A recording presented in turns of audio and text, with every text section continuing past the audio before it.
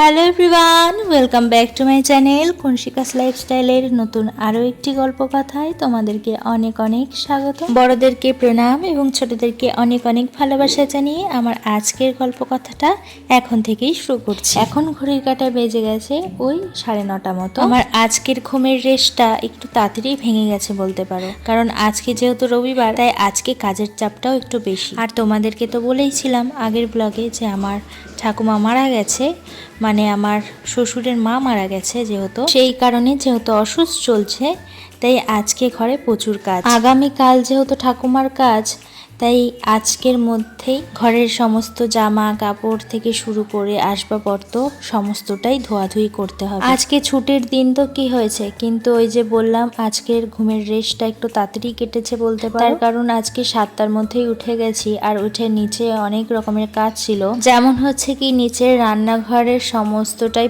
পরিষ্কার করতে হয়েছে। রান্নাঘরের থাক থেকে শুরু করে ফ্রিজ, তারপরে কৌটো কাউটি সবটাই ধোয়া মোছা করতে হয়েছে। তারপর ঘর দুয়ার ছাড়া মোছা মোটামুটি সবটাই করতে হয়েছে আজকের দিনে। আর আজকের দিনে সবটাই মোছামুছি যা থাকুক না কেন সব কমপ্লিট করে নিতে হবে। আর তারপরে নিচের সমস্ত কাজ বাজ সেরে ওপরে চলে এসেছি। আর ওপরে সবার আগে এসে আমার বেড কভারটা চেঞ্জ করে নিয়েছি, কারণ আজকে ওপরেও যে সমস্ত জিনিস আছে সবটাই আমাকে আজকে কেচে নিতে হবে, ধুয়ে নিতে হবে।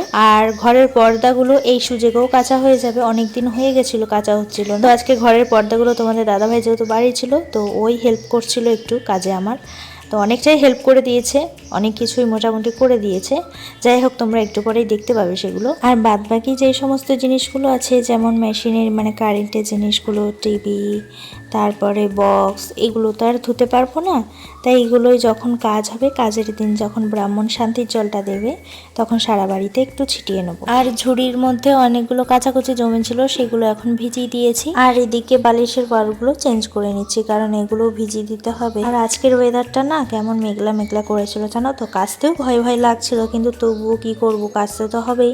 সে কারণে কাচাকুচিটা ঝটপট করে দেরি না করে কেচে নিয়েছিলাম। আর তোমাদের দাদাভাইও কয়েকটা কেচে দিয়েছিল, তো ও যেহেতু পর্দাগুলো কেচে দিয়েছিল সে কারণে আমার কিছুটা একটু হেল্প হয়েছে। কারণ সত্যি কথা বলতে গেলে আমি পর্দা না ধুতে পারি না ঠিক মতো, তো তোমাদের দাদাভাই পর্দা যখন কাচা হয় তোমাদের দাদাভাই কেচে দেয়। যাই হোক, ও পর্দাগুলো এই সুযোগে কেচে নিচ্ছিল আর আমি বাদবাকি কাজগুলো করে নিচ্ছিলাম ঝটপট করে। রবিবার তো কি হয়েছে, ঘরের ছেলেরা যদি একটু মহিলাদের কাজের সাহায্য করে দেয় তাহলে ক্ষতি কিসে বলো তো। তবে হ্যাঁ, তাহলে এটা বলছি না যে ছেলেরা ঘরেও করবে বাইরেও করবে, তাহলে ছেলেরা বিয়ে করে কেন? দেখো, সংসার মানে কি, সংসার কিন্তু একা হয় না। সংসার করতে গেলে উভয় দুজনকেই একসাথে সঙ্গ দিয়ে কাজ করতে হয়। দেখো, আমি যদি তোমাদের কথাতেই বলি যে ছেলেরা তো বাইরে কাজ করে, তাহলে ঘরে কেন করবে?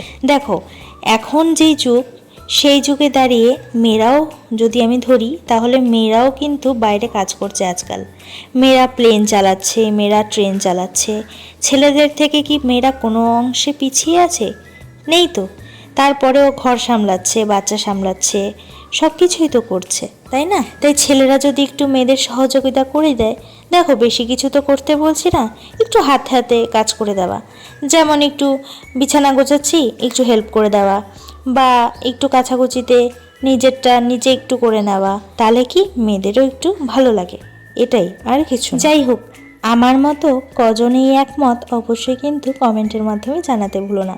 তবে হ্যাঁ, এই কথাগুলো কিন্তু তোমাদের দাদাভাইকে বা তোমাদের দাদাভাইয়ের মতো যে সমস্ত ছেলেরা আছে তাদেরকে উদ্দেশ্য করে আমি বলছি না। এরকম প্রায় অনেক ছেলেরাই আছে যারা মানে বউদের কাজগুলো যাদের চোখেই লাগে না।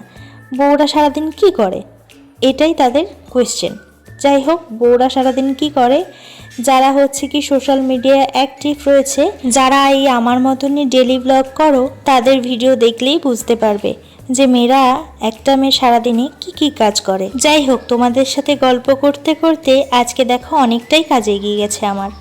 আর ঘরটা এখন বাসি ঘরটা ছাতিয়ে নিচ্ছি। আরও একটা কথা তোমাদেরকে একটু বলবো ভাবছি, তোমরা হয়তো অনেকেই বলতে পারো বা অনেকেই ভাবতে পারো যে দেখো এর ঠাকুমা মারা গেছে, মানে আমার শ্বশুরের মা মারা গেছে, আর আমি ব্লগ কেন দিচ্ছি? দেখো, ভালো সময়গুলো তো তোমাদের সাথে শেয়ারই করি, কিন্তু আমার খারাপ সময়গুলোও তো তোমাদের সাথে ভাগ করে নেওয়া উচিত, কারণ তোমাদেরকে তো আমি একটা ছোট্ট পরিবার মনে করি না।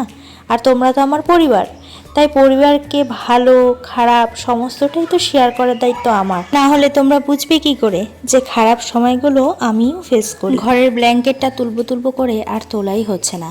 এদিকে গরম তো পড়েই যাচ্ছে, আর ব্ল্যাঙ্কেটটা তুলিনি আরও একটা কারণে, যেহেতু অসুস্থ ছিল আমাদের এতদিন, তো ব্ল্যাঙ্কেটটা তো ধুতে হতো। আরও একটা কারণে ধুইনি, কারণ হচ্ছে কি যখন শীতকাল পড়ে আমি এমনি তুলে রাখি, কাচি না, কিন্তু যখন শীতকাল আবার পড়ে তখন বার করে ব্ল্যাঙ্কেটটাকে ভালো করে ধুয়ে কেচে শুকিয়ে তারপর গায়ে দাও, মানে গায়ে দিই। তো সেই কারণেই হচ্ছে কি ব্ল্যাঙ্কেটটা এখন কাচবো না, ওই যখন ঠাকুরমশাই শান্তির জলটা দেবে তখন একটু ছিটিয়ে নেবো, নিয়ে আর হচ্ছে কি ব্ল্যাঙ্কেটটা তুলে দেবো ওয়ার্ড্রপের উপরে ভাঁজ করে। তারপরে যখন আবার শীত পড়বে তখন হচ্ছে কি নামিয়ে ভালো করে ধুয়ে কেচে ব্ল্যাঙ্কেটটা গায়ে দেবো, সেই তো একই ব্যাপারই হচ্ছে। তো সেই কারণে আর ব্ল্যাঙ্কেটটা ধুইনি। আর এদিকে তোমাদের সাথে কথা বলতে বলতে এখন ঘরটা ভালো করে মুছে নেব। একটু তাড়াহুড়োই করছি, তার কারণ হচ্ছে কি আজকে রোববার, তোমাদেরকে বললাম কাজের চাপ এমনি একটু বেশি, তার মধ্যে আবার বেলাও হয়ে গেছে, প্রায় এখন 2:30 বাজতে যায়। তো সেই কারণে একটু তাড়াহুড়ো করে ঘরটা মুছে নিচ্ছি।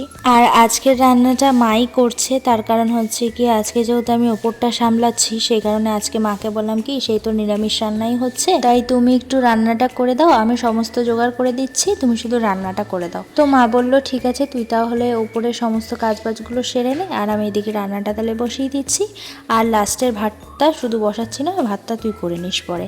তো আমি বললাম ঠিক আছে, তুমি তরকারি পত্রগুলো সব করে দাও, আমি ভাতটা তারপরে লাস্টে করে নিই। আর আজকের মেনুতে তেমন বেশি কিছু করছি না, আজকে একটু ফ্রাইড রাইস মতো করছি নিরামিষ, আর করছি নিরামিষ আলুর দম, আর তার সাথে একটু বেগুনি। আর জানো তো এই কদিনের দিনগুলো যে কিভাবে কাটছে সত্যি মালুমই হচ্ছে না। আজকে কী বার সেটাও মনে ছিল না।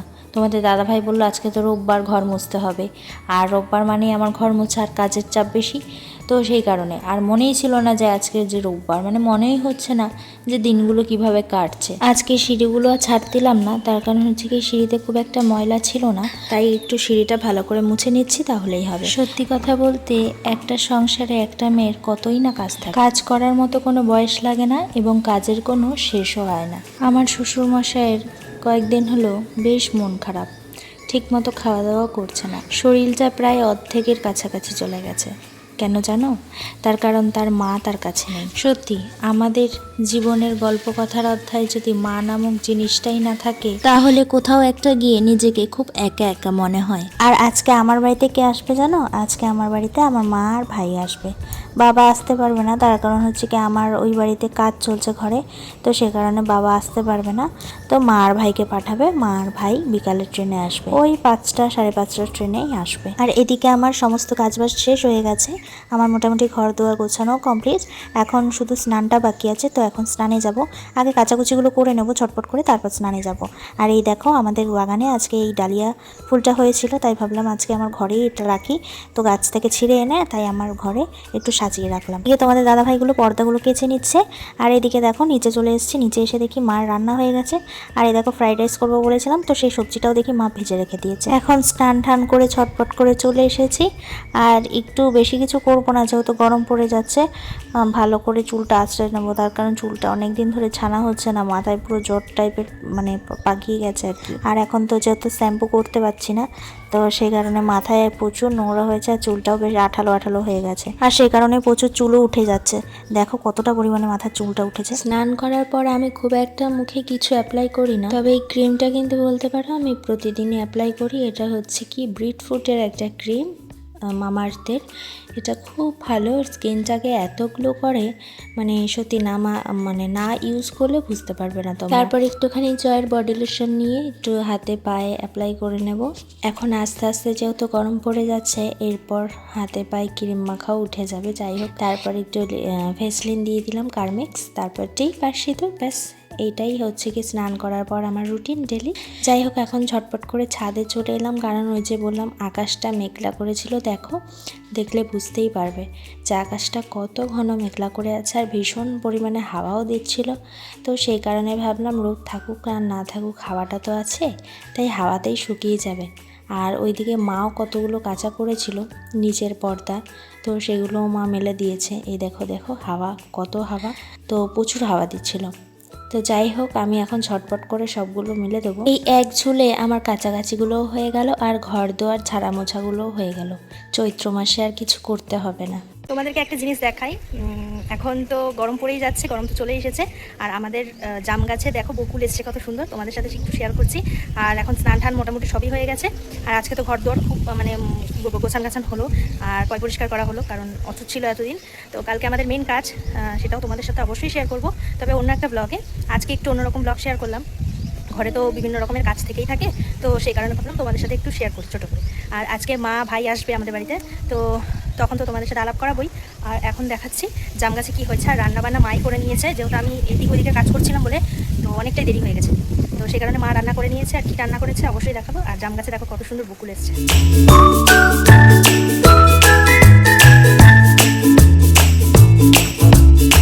চলো আজকে কি ফুল হয়েছে তোমাদের সাথে সেটাও শেয়ার করি। আর যেহেতু এখন পুজো দিতে পারছি না, তো সেই কারণে ফুলও তোলা যাচ্ছে না, তবে তাও এক দুটো ফুল ফুটছে বেশ মোটামুটি। এখন যেহেতু গরম পড়ে যাচ্ছে, তাও ভালো ফুল দিচ্ছে গাছে। তো কী ফুল হয়েছে চলো তোমাদের সাথে শেয়ার করি।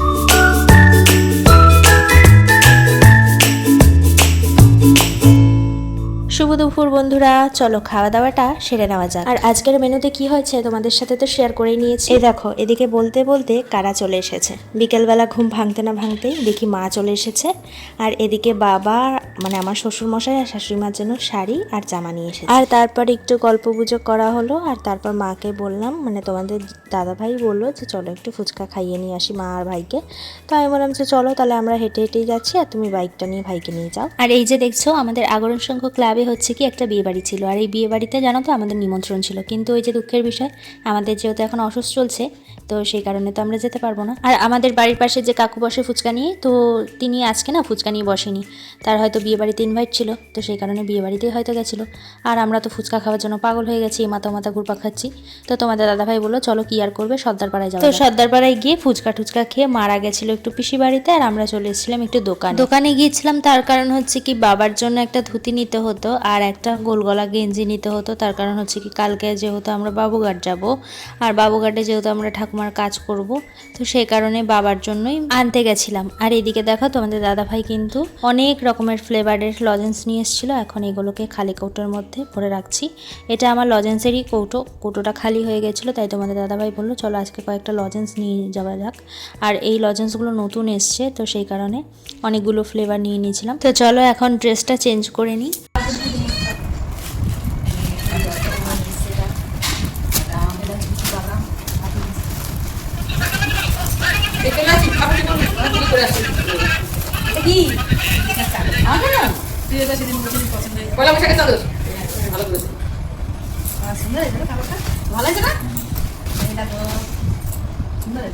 হচ্ছে মা দিল পয়লা বৈশাখের বিজনেস থাকে।